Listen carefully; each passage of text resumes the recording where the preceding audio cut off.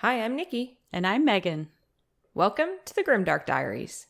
We're your geek gal pals obsessed with true crime and all things dark and disturbing.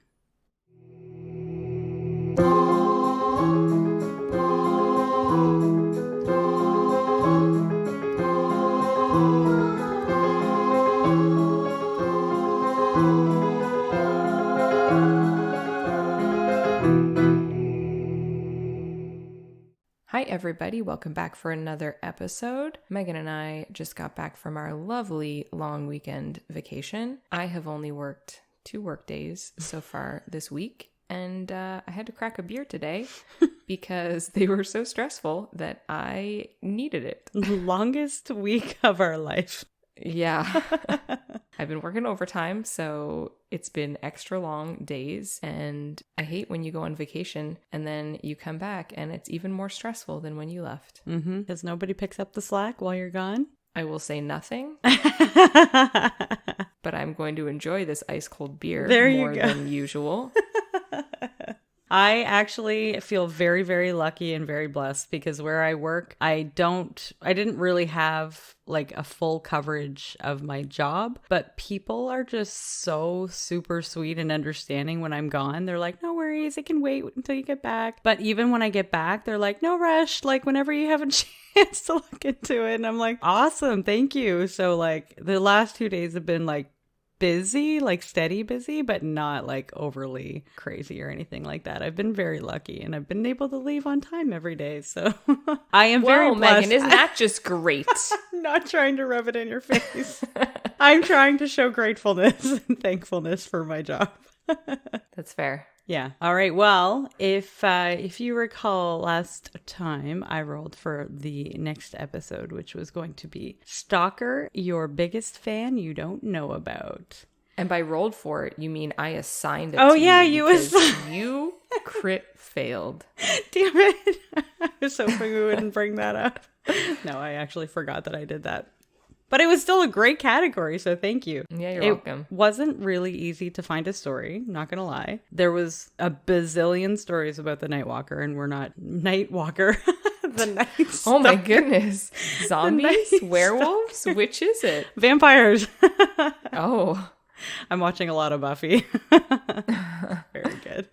No, the Night Stalker. There were so many stories about the Night Stalker. That's Richard Ramirez, for those of you who might not know, and I am not doing that story because that is way too far done. But if you want to go watch it or listen to it, whatever you want to do, you can go do that. But we are going to do a different story. So this story, obviously, I'm just going to throw it out there that there is a trigger warning for stalking and harassment. This might be a little close to home for some people because I found out while doing this research that stalking, cyber stalking, and all that stuff are super common. Like 1 in 6 women get cyber stalked every single year, which is kind of a crazy statistic when you think about it. Does it say if it's by complete strangers or by people they know? No, I didn't say. It was just in general cyber stalking, which I thought was a bit much. So with that being said, we're going to just jump right in. The Olympics have come and gone this year. I have never paid any attention to the Olympics. Have you? I like figure skating, which is not summer Olympics, but I enjoy figure skating in the Winter Olympics. Do you watch it? I don't like tune in, but I will watch figure skating routines afterwards because they're very artistic and beautiful, and it's a form of dance. So I'm a little bit here for it. I think it's completely subjective. You cannot judge an art form, but to each their own. I guess I kind of like watching some gymnastics things too, like their across the floor routines, because that's also a form of dance. Yeah, those were the two that I used to watch when I was a kid too. I loved watching figure skating and I loved watching gymnastics, but other than that, I didn't watch anything else. No, I'm very much of the opinion, I don't know if you've seen posts about this, but I think in every Olympic category, they should have like a regular Joe Schmo also doing the event. Because when you see a bunch of like super crazy athletes doing these events, it all just like somebody messes up and you're like, oh my goodness, how could they mess up? When really they're doing these insanely hard things. But when it's all a bunch of like elite athletes doing it doesn't look that hard. But if you just put like Billy from the local bar in to run the like jump the hurdles or whatever. Local bar. Yeah, then you just go to the bar and just grab some people and bring them in to do every event. And Yeah. then it would be a really good baseline comparison for how impressive it is. That's so true. I mean, I'd tune into that. they show the times and stuff, but until you actually see the comparison of a normal, regular person, like Yeah. a normal person from the bar, apparently, compared Yeah. to an Olympic athlete, like some of the times in the runs that we're going to talk about today are like mind-boggling. I can't actually comprehend the amount of time it takes for an Olympic athlete to complete a run. No, when I know how long it takes myself I can't to do. imagine. So we'll get into that and you will see. I never really understood the appeal of the Olympics, honestly. But I guess because I'm not an athlete myself, it didn't really speak to me like it has to some people. Well, the story I'm about to share with you today is one about an Olympic runner whose name is Emily Infeld. Emily lived with a stalker for a grueling 3 years of her life. But I'm getting ahead of myself. Let's go back not too far into the past. In 2018. Emily was just a 28-year-old woman from Portland, Oregon, who was training as a distance runner for her second ever Olympics journey. Her first run in the Olympics was in the 2015 Summer Olympics, where she won a bronze medal at the 10,000 meters run, which is a 10-kilometer run for us Canadians and a 6.21 miles for our friends in the States. Did you know how fast she did it? No, I didn't look that up to see how fast she did that one, but I do talk about where she is later on Okay. with her speeds. I want to know how my running compares. Yeah, exactly. I know. I did too at the end when I was like, oh my gosh, that's really fast. So while she was training, a man saw Emily on the internet and immediately became obsessed with her. In April 2018, Emily was icing her foot from an injury while running, so decided to peruse Facebook for a bit, like many of us do these days. She noticed that she had dozens of messages. She clicked on them to open them and saw that they were all from a man named Craig Donnelly.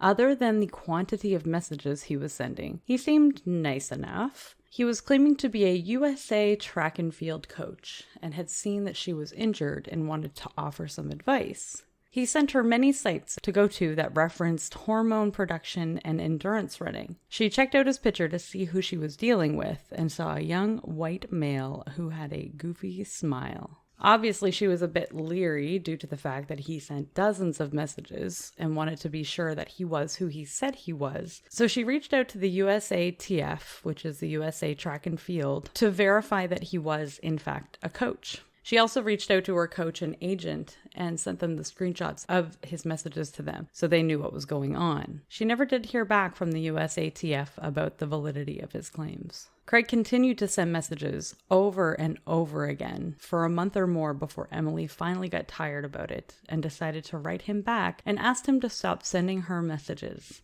Then she blocked him. So wait, this whole time she wasn't responding and he was just blowing her up? He was just blowing up her phone. Yeah, exactly. Jeez, bro, get the hint. Right? You would think that this is where things would end because blocking people works so well, right?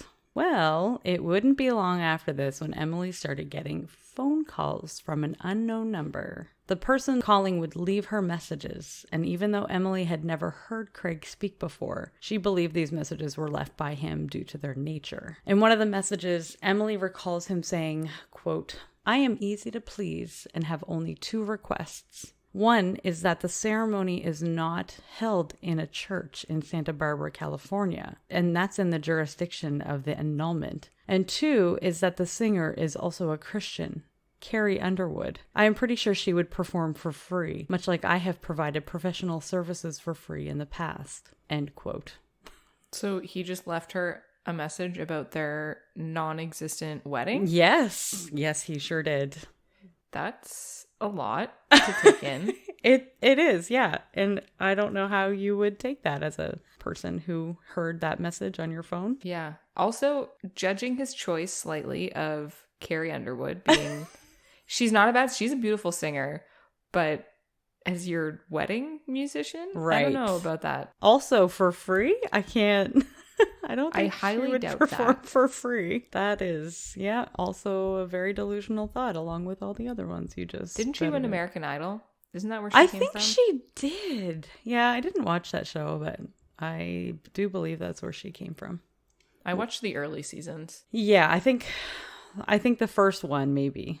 I feel like everyone watched the first season. Yeah. Just to see what it was all about. It was like a new concept for a show, so it was kind of cool. Yeah, I watched maybe like the first 4 or 5, and then it just got to be too much. Yeah, same thing. They were doing it for the lulls. Yeah. Really, near the end of it. It was just like, how crazy and exotic can we be? So this was all very bizarre and a bit jarring, but soon it would become too much for Emily to handle. In July 2018, she had been at her chiropractor's office when she looked at her phone and saw that she had received an email where the subject line read, "Wedding preparation." The body of the message read, quote, "The rings should be here on Tuesday and my suit by the end of the week. All black with probably my favorite light blue power tie." End quote. He then ended his message by saying he would be taking the red-eye flight to Portland so he could be there for their wedding ceremony by 2 p.m. the next Sunday. He said, quote, "The Archbishop who issued the annulment or one of his clergy will be officiating. We can cover the rest of the preparations together, including obtaining a license where you should keep your last name." What? End quote. Who's getting an annulment? I know. I don't understand the annulment part. That part is not clear to me. Is he already married, or one of them already married? Well, it coming up, like, you'll hear that she is engaged to somebody else. Oh, okay. This is even weirder then. Well, he doesn't know her, right? Like this. He's looking for like a Tiger King wedding. Did you see it where the guy marries there's like 3 of them? Yes. They were all very happy together. Yeah, he wants the Tiger King Vegas package. Yeah, that's right. Oh my gosh. Can you imagine? Oh boy. How is he getting her contact information? Is it like out there somewhere because she's an athlete? Well, that comes up later, actually. Okay. How he's getting into that information. So Emily, she has no idea how to feel about this. On one hand, the whole thing is just ridiculous. Like, it's just absurd. But on the other hand, it's extremely off-putting and terrifying. Is this guy for real? She just kept saying to herself that there's absolutely no way this guy has her address, so she has nothing to worry about. Or does she? Well, if he has your phone number, I feel like I would then assume that he could probably get access to my address. Right? Like, how else would he have gotten your phone number? I don't imagine you publish that publicly. No. Only a few days later, she would receive a call from FedEx. They told her that they had an expensive package with her name on it, and it needed a signature. Oh my God, is it the rings? She told them that this package was from someone who was stalking her, and she did not want it. She told them to send it back. So then he definitely had their address. Sorry, I'm right? interrupting you No, like 1,000 times. No, it's okay. I'm getting very heated about this. Right? The story had me like, my head was swirling reading this story. The next thing that comes out of your mouth better be that she went to the police because he clearly has her address. Yeah, well, we'll get there. Don't worry. Oh my God, man. You're stressing me out. Come along for the ride, because I definitely was too. I don't know if it's my week or this story, but I'm sweating already. Or maybe the beer. Yeah, it could be the beer. Yeah, exactly. Yeah. You just keep drinking the beer and we'll keep getting into this story because it definitely gets worse. That's when the FedEx representative told her that she had another package from the same person. Emily told the FedEx rep that she absolutely would not sign for these parcels and asked if she could block packages. Sadly, this is not a possibility. Why? Why is that not a possibility? Like, let's protect the people from having stalkers like this and being sent packages that you don't want to receive from people. Or sometimes people send those joke packages like a pound of elephant poop or like a box of chocolate dicks or something. So you should be able to block those. Right? I don't understand why it's not a possibility. Like, make that a thing. Like, protect people from getting things that they don't want or are very unwanted, like stuff like this. Exactly. Did you ever see those kits that people buy and send people where you make a chocolate mold of your anus? Oh my God. What? Yeah. No. You like make a chocolate mold of your butthole and then you can send it to people as a gift. I've never, ever heard of that before before in my Really? life. Yes. It exists. I mean, Google it at your Why own do discretion. You know about this? I don't know. Somebody told me about it once. They like showed me a picture or something, not of like their own chocolate anus, but like of the package. Why and how? Yeah, you make a little chocolate butthole to send somebody. I'm not sure if you send that to someone you love or someone you hate. Right? Gross. Oh, that's so gross. So everyone knows what to get Megan for her birthday. Oh, It's coming please, up. no. It's next month. Oh, yeah. As many chocolate That's anuses right. as can be found. Please, no chocolate anuses for my birthday. She said plural, so she can have one. Somebody send one. Damn it. She can have one anus. Damn it. Here we go. Oh, no, you're playing off my poor English. Okay. Getting derailed here a little bit. So, it was around this time when Emily would seriously consider why this guy had chosen her. She wondered if she had said too much on social media or if she had done anything wrong. She had no idea why he was coming after her like this. It's truly a horrifying thing. The following day, Emily and her fiancé, Max Randolph, had to run to Home Depot. That sounds like a fake rich person name. A fake rich person. Yeah, like, you know, when you were if you were like trying to get into something very fancy and you'd be like, Right. hello, I'm Max Randall. Right. Yeah, it kind of does when you say it like that. He's Right. very much real, I assume, anyway. He seems to be a very real person. So the only thing on their shopping list that day was a security camera system. Not a chocolate anus molding. No. No, I feel like they didn't really want to send that to anybody else. Just checking. Not else. Because that would Else? imply Who that did they send the first one to? Damn it. I'm having a very off day with my English. It seems to be coming back to haunt me a little bit.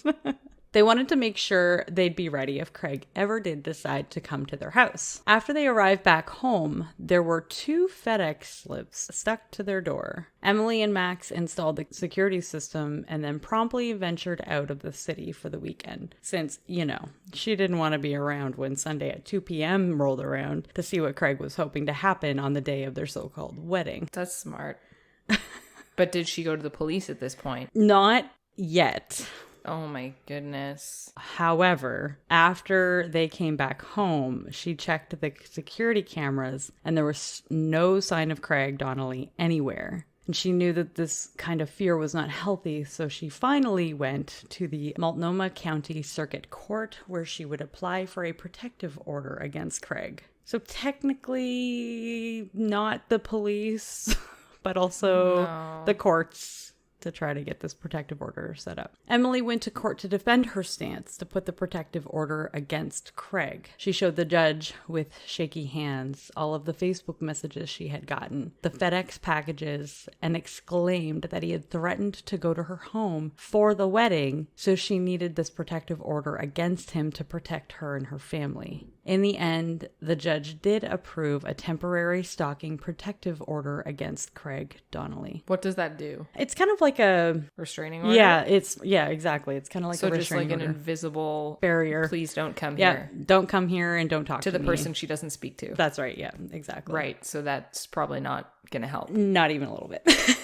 Yep. Spoiler alert.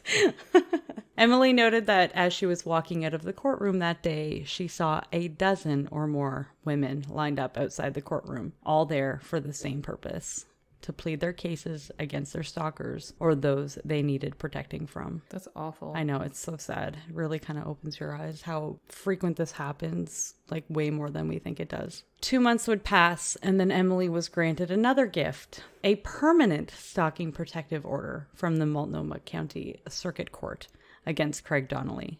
Craig was serviced with the notice of these protection orders by the police in Hillsborough, New Jersey on September 26, 2018 and October 31st, 2018.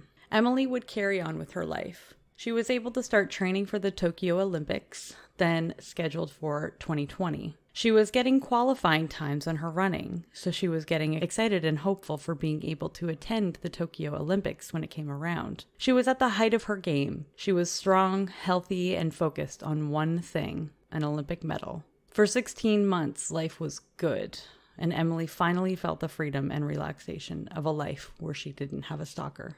But in February 2020, those dreams would soon start to flutter away. This time, Emily was in Boston as she was training for the Olympics and was about to run a 5,000 meter race, which is 5 kilometers or 3.11 miles, when her fiance Max Randolph called her and told her that she should check her social media because it would appear that Craig wasn't finished with her yet. Craig was commenting on her posts, telling her followers that he was a previous coach that she had and that they had had a falling out. It is noted that the tone of these messages was more menacing than before. He mentioned his marriage to Emily and that they were now divorced and she owed him money. What? So delusional. Emily's heart was pounding. She had thought the whole ordeal was over, that the police had dealt with Craig, and that she was home free to live her life. She had a race to run after all. She wasn't going to let him ruin this for her or get distracted from the goals she had in her sights. She just wanted to focus on running, the racetrack, and her own breathing. Emily ran the 5,000 meter race and got a PB, or a personal best. 14 minutes and 51.91 seconds. Oh my goodness. Right? Isn't that insanity? A 5K in 14 minutes? I just cannot even wrap my head around that time. No, I think my best time, I think I did a 5K in 24 minutes. That's amazing. Like, even that is a great time. And I trained like all year. Well, apparently they need 3 or 4 years to train for this. So, oh, jeez. Yeah, you need to train a little more, apparently, if you want to be an Olympic runner. Oh, my 14 minutes. I don't think I could do that. I find it very hard to be a dancer and a runner because as a dancer, you train yourself for short, explosive cardio. So dances are generally 2 minutes, like maximum, super maybe anaerobic. 3 minutes. Yeah. So you train yourself for very explosive cardio for 2 to 3 minutes and then immediate rest. So my entire life, that's what I trained for. And then in my mid-20s, I wanted to learn how to run. And at first I tried and I failed horribly because I just didn't, my lungs could not get used to like doing a long distance of cardio. And then I stopped dancing for a while and then I started training to run and then I was able to do it. And then I got back to dancing and it kind of freaked me up a little. That would be really difficult. It is to train yourself to go from that intense couple minutes to just trying to like go longevity. It's freaking hard. We do that in Taekwondo too, where most of our workouts right now at this point are anaerobic, like they're just stop and go, stop and go, stop and go, because you need to be able to build up your endurance to do a sparring match. Yeah. And but then I learned that on the black belt test, you have to run, I don't know if it's like 2.5 kilometers or something like that. And you have to do it in like a specific amount of time. So then you have to learn the endurance part of it too. So going back and forth, trying to train on those so that you can like be able to do well in class and do well in sparring, but also do well on black belt tests and be able to run. They're not the same exercises. You have to train for both of them separately. Yeah. It's hard. I got short ass legs too. So I can't take really big strides. Yeah, that's fair. Well, I don't know if that matters so much. I mean, I'm sure it matters a little bit. It does, because I looked up how to get better times and stuff, like how to train myself better. And that was one of the things, is to make sure you're not taking short strides, because if you're taking short, quick strides, you're using more energy. Oh, okay. Whereas if you're taking long strides, you're using less energy and you're getting the distance. That makes sense, faster. Actually. Yeah. Now that you say that. But I just got short legs. You just have to float for a little bit. Yeah. in between each run. Yeah. Float and then land, and you can be like a little, I don't know, unicorn. That's the dream. That's right. I mean, I'm still training here. That's right. I'm not dancing right now. I'm running. That's true.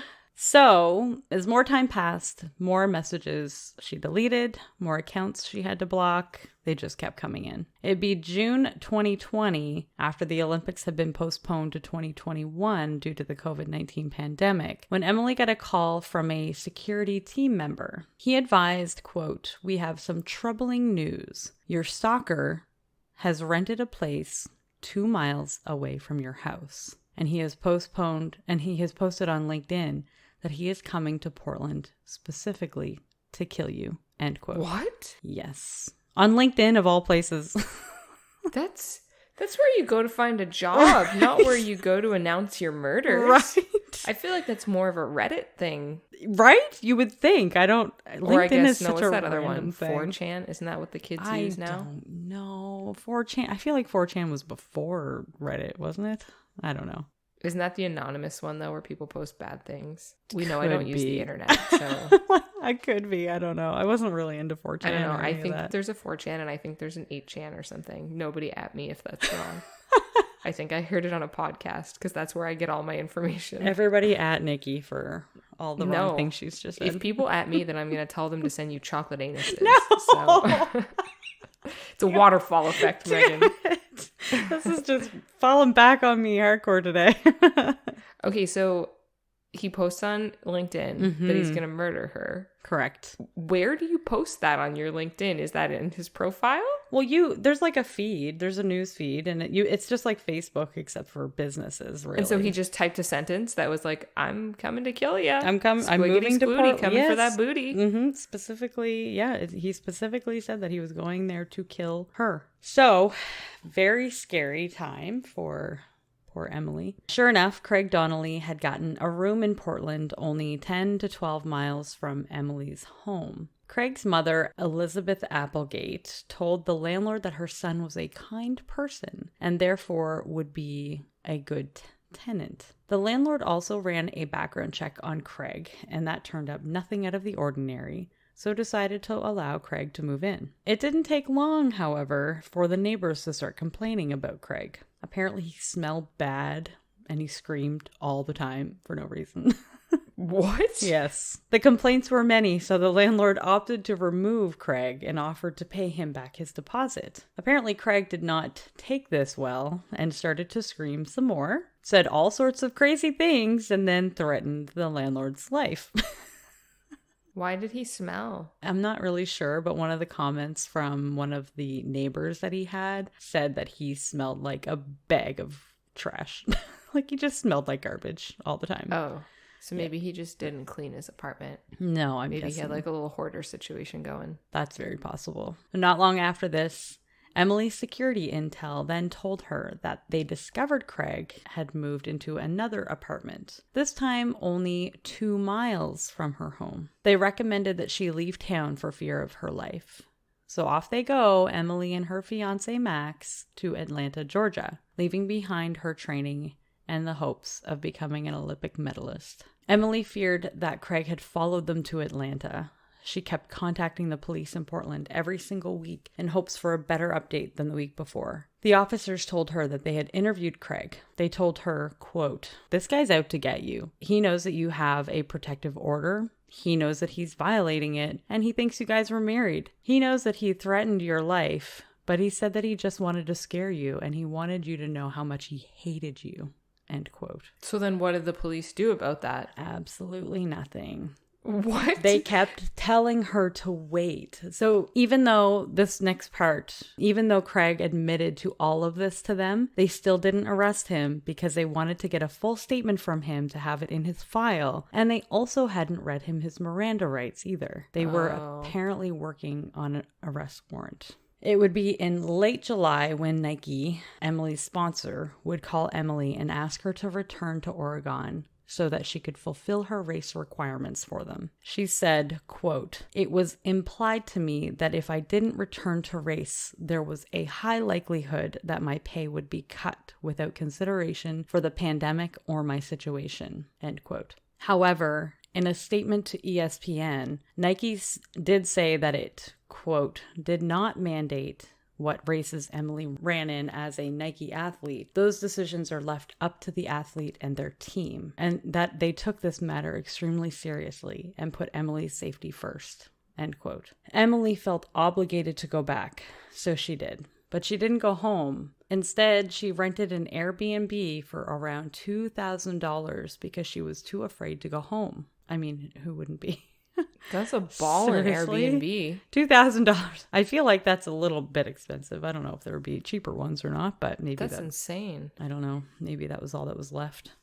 Maybe. She lived in complete paranoia, understandably. She never wanted to go running by herself. If she had to run outside for training, she always carried mace with her and stayed as close to home as possible. At one point, she even considered getting a gun to protect herself. Finally, on July 30th, 2020, prosecutors from the Multnomah County Circuit Courts charged Craig Donnelly with 6 counts of misdemeanor for violating the protective order that Emily had against him. The records from the courts also showed that the prosecutors noted that Craig likely used his coaching credentials in order to get access to the running portal where Emily was training that would have included all of Emily's personal information, including where she lived.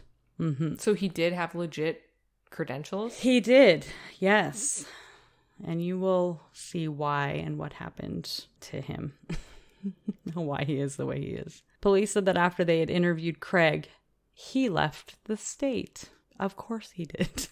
Jeez. Of course they weren't able to take any action against him after he left the state. Mental health complicates matters because punishment isn't always a deterrent for someone with a mental illness. Craig Donnelly is one such person. Let's go to our ancient wooden frozen wheel time machine and go back to the year 2016, April 27th to be exact. Craig was at Standing Bear Lake in West Omaha and doing what he loved to do best, running. Around 1 p.m. that afternoon, there would be a 911 call advising that someone who had been running may be down having a possible seizure. Seizures are something that Craig had had all his life, the first one occurring during a year in elementary school. According to the public records for Craig Donnelly's medical files and court proceedings, Craig had fallen backward and hit his head on the ground after he had had an epileptic seizure. He was immediately taken to the hospital and into emergency surgery where the doctors had to remove a section of his skull as well as a portion of the left side of his brain. Oh, wow. Once he learned to walk again and was moved to a rehabilitation area of the hospital, he was finally able to eat real food as opposed to through a feeding tube. Once he was rehabilitated enough, he was released into his wife, Brandy's care as a temporary guardianship over him. Oh, he had a wife. He had a wife. Man, also, I've had the song Brandy in my head for 2 days. What? And I just got it out of my head like an hour ago. Because I listened to it a bunch on Spotify and then I was like, there, it's done. It's gone. And now you just saying that just fully brought that song back into my head. What song is Brandy? Have you seen Guardians of the Galaxy? Oh. It's on the soundtrack. Yeah, I think I have. Yeah. Yeah. Okay. Oh, Brandy. Oh, okay. I know the one you mean now. Yeah. Well, I mean, I didn't make her name Brandy. It just was is what God. it is. Now I'll have more of that song in my head for days. Lord. Well, there. I feel like it's meant to be. You're meant to have that song in your head for some reason. To be fair, I was watching a YouTube Let's Play and they were talking about how they had it in their head and then it got in my head. So now I'm hopefully passing that along to somebody else. To all of our listeners, may you have Brandy stuck in your head for many, many minutes. And then promptly leaves. Yeah. Just listen to it on Spotify a bunch and then it'll leave your head. Yeah, there you go.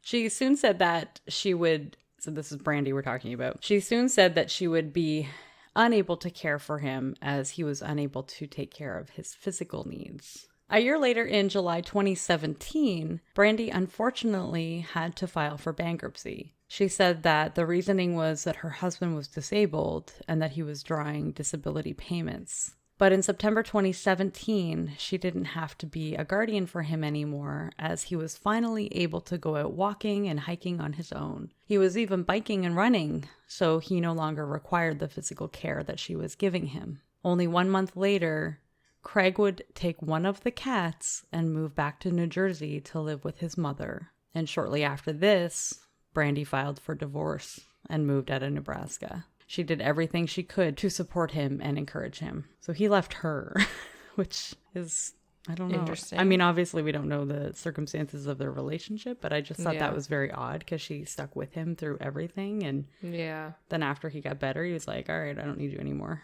Anyway. Yeah. People are different after head injuries. Well, that's just, I mean, obviously we see how different they became when he became a stalker and, you know, he lived a completely, somewhat, I guess, normal life before that, from what people can tell. Like when they looked into his past and his history, there was nothing at all remotely like the life he's living now.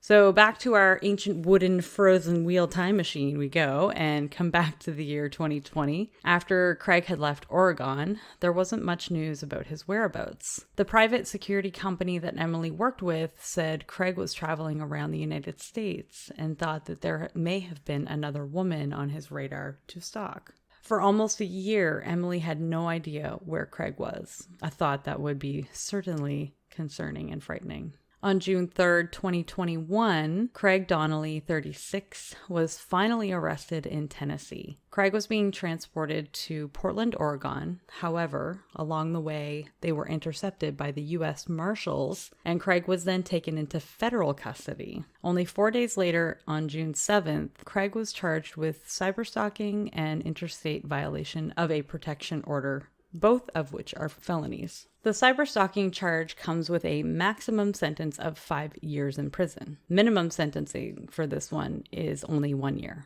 The second charge has a maximum of 5 years in prison, and there is no mandatory minimum. So the maximum he could get is 10 years in prison, but the minimum he could get is 1. On June 26th, Emily ran her qualifying 10,000 meter race trials to see if she would be able to make it to the Olympics in Tokyo 2021. Sadly, she would finish in 8th place and only 1 minute and 16 seconds behind the first place finisher. Wow, that's a lot of people very, very close. Very, very close, yeah. Because of all the distractions that Emily had due to Craig's constant messaging, which didn't stop the entire time before he was arrested, Emily was unable to qualify for the Olympics this time around. Emily basically lived in her own version of hell for the past 3 years. She has to be careful with what she posts on social media, not to disclose her location or anything too personal. She even lost friends who didn't believe the seriousness of the situation when she first started talking about it, as they all thought she was just trying to seek attention. That's awful. I know. Those are bad friends. Lose them anyway. Yeah. They don't deserve you. You were better Emily. off without them anyway. Yep, I agree. Find new friends that will believe you always, no matter what. Today, Emily is working closely with the FBI to build their case against Craig Donnelly. She feels better with him in jail, but wants him to get the mental health care he needs as well. The Summer Olympics are in 2024, and Emily wants to be ready for it. She will continue to train and do her best to make the Olympic team next time around. I'm not a huge fan of the Olympics, but I know for sure that I'll be rooting for Emily Infeld. And that is the story of Emily. That's wild. Yeah, I thought it would be a very good story to talk about. Well, this will be... It's very topical. Very topical, yeah. Right after the Olympics end. I don't even know if they're still going on right now. I thought they were still going, but I know nothing. I absolutely know nothing as well, so I don't know anything. Although, actually, that's a lie. A couple of coworkers and I were walking to our cars after work today, and they asked me if I was going to be watching the soccer game tonight. And I was like, soccer? Question mark? No, probably not. It's not really my thing. And they were like, but it's Canada. I think it's Canada and Sweden, or I'll be upset if I got that wrong. But anyway, yeah, it's Canada against somebody. And they were like, but it's really good if you actually watch the Olympics. It's way better than if you were to watch a regular season. I'm like, I don't watch sports. Go sports. No, if it's not your thing, no.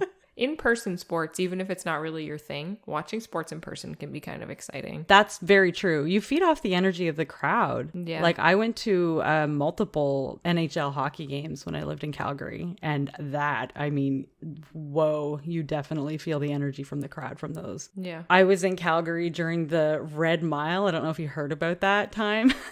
Calgary was in the finals for the Stanley Cup, and it was on 17th Ave Southwest. It was like almost the entire street was blocked off by, they called it the Sea of Red, because all you could see were red jerseys the whole way down the street. It was surreal. That was one of the craziest times I've ever been involved in anything sports related. And that was the very few years that I was very, very much into hockey. That's fair. I've been really into sports when I've danced for sports teams, because I get very into it and I'm very invested. That makes sense. And you actually educated me quite a bit on lacrosse last year. Yeah. Yeah, that was a new one for me. Like, I know nothing about lacrosse. This is very interesting. Yeah, I like football. I know quite a bit about football. I enjoy watching football, especially American football. And I don't mind in-person basketball just because I danced for basketball teams for so long. Fair. So I can get into that. I have a favorite basketball team, and now I am taking an interest in lacrosse. It is very fast-paced. Is it? Oh my, lacrosse is very exciting. I don't actually think I've ever seen a game of lacrosse. Oh my goodness, why aren't you coming to games? I'll give you tickets. Well, one, because they're not having games right now. That's true. But Our two, season did get cut you short. weren't. Yeah, the season that you were dancing, it was not long. I feel like it wasn't going on very long before. Yeah, it was December to March. Okay, well, 3 months. I'm sorry. Well, 4 if you count that Yeah, that's month. a lot of games. Yeah, I suppose. I don't know. I Yeah. don't have an excuse. I guess I didn't know anything about it, and it wasn't really like, I'm not a sportsy person, so I didn't think to go, but. None of our friends are sportsy people. No, I take that back. Most of our friends are not sportsy people. Right. And by the end of the season, like 12 of our friends were showing up at games because they were so into it. Really? Yeah. Oh, I'll definitely have to give it a shot then, for sure. Yeah, lacrosse is really exciting. Even if you're not really sure what's happening, it's like nonstop action. That's actually awesome. I really love contact sports. I tried to watch football. I really, really, really tried to get into football. And there was a time when I was like talking to my friends and I was texting them or I was watching the games with them. And I was like, what does that mean? What does this mean? But like every time they tell me something, they're like, that means this, but that's actually a really super rare call. This is not something that happens very often. But I felt like that happened all the time. And I'm like, okay, but like there's so many damn rules to this game and I don't understand. There's a lot of rules. There's a lot to grasp with unless football. you're watching it constantly all the time with somebody who actually knows what they're talking about, I find it very difficult to grasp how that game is played. So that was my struggle with it. Yeah, I learned about it when I was my first year of university. We had a football team that was really good, and I lived in residence on campus, and a bunch of the guys that lived on my floor with me, they had played football and they didn't make the team, but they had played football their whole life. So they taught me all about it. And then I got on the dance team. So I had to dance at the football games. And then in between dancing, I would sit with them and they'd explain to me what was happening. So then I was able to grasp it pretty good. Oh, yeah. And then by my second year, I was super obsessed with football and I never missed a game. I would watch like every NFL game. Being immersed in it like that, yeah, I can definitely see that. Oh, yeah. For I mean, sure. standing on the sidelines makes it 1,000 times more exciting. Yeah, exactly. I watched somebody's femur get broken into once. What? Yeah. Oh my, ouch. It was so insane. So when I was in my third year, I think, of university, our university team made it to like the Canadian finals. And it was held in Toronto. So the dance team we all hopped in 2 vehicles and we drove to Toronto in the middle of a snowstorm to go to the finals because they were going to let us dance. That's actually awesome, though. Yeah, it was. Yeah, we were very poor. We got like one really cheap hotel and we like all crammed in. I think somebody slept in the bathtub and we drove. It was like a really bad snowstorm. So it took us 21 hours to drive there straight. Whoa. Yeah, it was pretty bad. And we showed up there. And we got to dance at the game, which was really exciting because the attendance was like 27,000 people. Holy crap. Yeah, because it was in Toronto and huge. Gosh. It was like the Canadian University Finals. You I got think it's to called the Vanier Cup. Dance in front of them? I did. That's so exciting. Oh, it was very exciting. I was very excited. Yay. And I was looking like a little tanned potato out there because that's when I was in my tanning prime. Right. Yeah, and I had really bad blonde highlights. Oh. And I would crimp my hair. It was a look. But anyway, so then we danced and then we got to stand on the sidelines and watch the whole game, which was extremely exciting.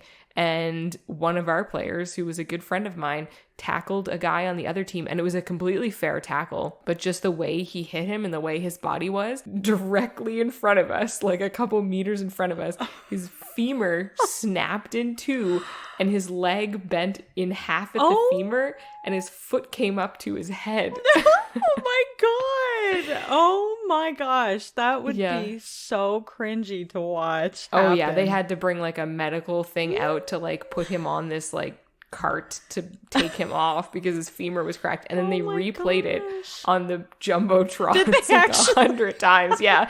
They just kept rewinding it and going in slow motion. It was I feel bad. like that's something, yeah, you want to see over and over again because it's so like awe-dropping, like jaw-dropping. Yeah, it was. Wow. It was a really good time. We had a very fun time. Wow. And then we got lost on the way home. It was rough. Wow. You got lost on the way home? Yeah, trying to drive home to Nova Scotia. We got lost in Montreal because, again, it was a second snowstorm, very conveniently. And it was 1:00 in the morning and everything was closed. And we went to like one gas station and the person only spoke French and we do not. Oh. So then this is the saddest story. The only place we could find that was open was a male strip club. So we stopped and we went in and we genuinely just wanted directions because we couldn't find our way onto whatever the specific highway was that we needed to get on to get towards, because we had to go to New Brunswick to get to Nova Scotia. Was GPS a thing back then? No. Okay. And no we had cell printed out phones. MapQuest. Right. Oh, MapQuest. Yes. Yeah. I freaking remember that. Yeah, no, we had like flip phones at the time. It was not good. Yeah, but totally then fair. we met the nicest people at this strip club. Oh. Yeah, and there was one of the strippers spoke perfect English. Nice. And first he came, they were all like, "Hey ladies," and we were in like sweatpants and like sweaters, and we're like, "Please, we've been driving for like 16 hours." So then they were like, "Oh my god, come warm up, we'll like get you a nice drink," and they like sat us down and they were like going over the maps with us In the strip club? in the strip club in the Nice. booth. And then we looked next to us and there's like two ladies there and a guy is just like naked on top of them, like flipping his junk at them, covered in like oil. And we were just like, "Oh my god, this is not what we wanted." But they were very kind and Well, they showed us that's how to get nice. home, and then we were able to get home. It's always the ones you wouldn't expect to be super nice. Yeah. That's awesome. Yeah, it was great. Good experience. That's a great story. Yeah. Oh, I'm glad we could end this lovely stalker story with your Yeah. episodes. Yeah, at we the went to strip club. sports, to football, to getting directions at a male strip club. Yeah, it was called Bugs, Bugs? which it was called Bugs. Like Bugs? Yeah, I'm pretty sure it was called Bugs. Okay. Just To my checking. knowledge. I have a picture of it That's somewhere. a really not great name for a strip No. club. I'm We sorry. thought maybe we would get murdered when we went inside, but it was the only place that had their lights on, so Fair. yeah. I would think dirty is where my mind went. You're going to a place that's called Bugs. Yeah. I was thinking more Bugs Bunny in my head, Oh, but oh, that I just guess. shows you Oh, I guess. where my head is. I just don't like bugs, I guess. I don't know. Oh, that's funny. All right, Nikki. Well, on that note, I believe it is your turn to roll. Oh yeah. Do you have your dice? I sure do. I keep one in my, now that I have my, what is this called? A desk. Now that I have an actual desk set up in my office, there's a drawer and I keep my dice, my die. Just 1d20. Mm-hmm. Did you get a new one for Okay. just... No, I didn't. This is still an old one. All right, well... Oh my god. What did you get? A nat 20. No, you did not. I did. Shut up. Oh my gosh. What the hell? How do you get two? Well, I rolled one of really, them I for only you. got one. Really, that's Let's true. be real. Fair. Okay, I want to choose number 18, which is best frenemies. Best frenemies. Oh, that's a good one. I'm leaving my die exactly as is, and I'm going to take a picture and put it on the Instagram. As proof. Yeah.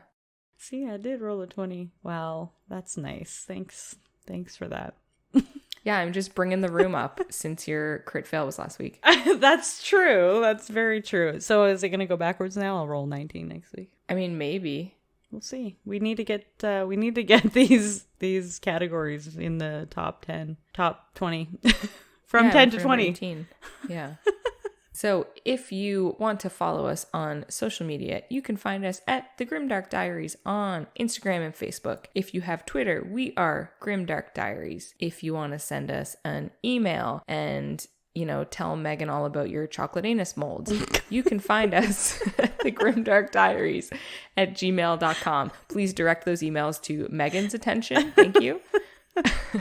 If you have Apple Podcasts, it would be very much appreciated if you could give us a 5-star rating and a comment. That would help us out a lot. And if you listen to us on other podcast platforms, if you can like or subscribe or whatever it is that platform does, do it. Do the thing. Help us, please. Yes, Thank please. you. Please. And make sure you tune in next week to see what I come up with for Best Frenemies. And remember, a friend in the dark beats alone in the light.